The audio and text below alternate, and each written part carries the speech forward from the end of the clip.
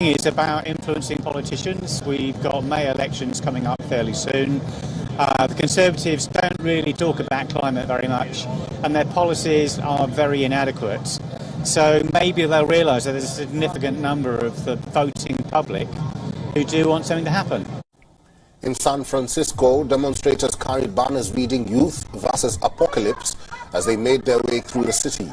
In New York City, cars were banned on streets in at least 31 locations for 5 hours on Saturday to mark the 54th Earth Day. In Washington, D.C., over 100 activists took part in a demonstration demanding a move away from fossil fuels. In Florida, sculptures made of recycled art highlighted the day. Meanwhile, many others across the world marked the event in unique ways. In Peru, shamans and healers from across the country gathered in the capital Lima to perform a ritual so that the earth can be calmer and human loss prevented. While in China, a performance artist decided to wear a costume of 200 balloons in the shape of microphones and a hat or a headset in the shape of the earth.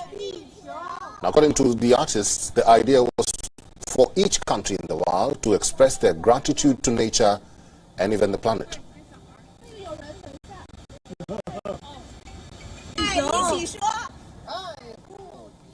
At least 1,200 children are dying in Europe every year due to toxic air.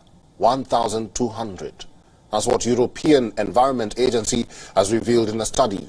The agency has also warned that due to air pollution, children are at an increased risk of contracting a chronic disease later in life.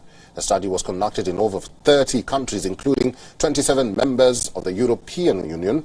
Now, according to the agency, the level of key air pollutants in many European countries remain stubbornly above the WHO guidelines. An expert working with the EEA said that Europe is failing its children. The study was the European agency's first to focus specifically on younger population.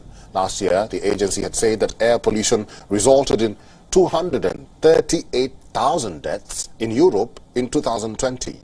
With the effects of air pollution sinking their claws into children right when they're in the womb, it continues to deteriorate their health as they grow up. The agency says air pollution has an impact on a child's development and makes them vulnerable to higher levels of respiratory disease, ear infections, and puts them at an increased risk of allergies. Children are the most susceptible to the ill effects of poor air quality because they have a faster breathing rate, are closer to the ground, and are outdoors more. The report did not cover the major industrial nations of Russia, Ukraine, and the United Kingdom, suggesting the overall death tolls from Europe or for Europe could be even higher. Experts were also noted as saying that there are some things that Europe can do to make European children's lives better, such as reducing the sources of air pollution, reducing road traffic, coal and solid fuel burning, and industrial emissions is key. But putting clean air zones around schools, where traffic would be restrained and idling engines prohibited, and planting trees, ivy screens, and hedge fences around playgrounds is also necessary. Research also suggests that around 110,000 people with disabilities lose their lives each year under the age of 18 due to poor air quality.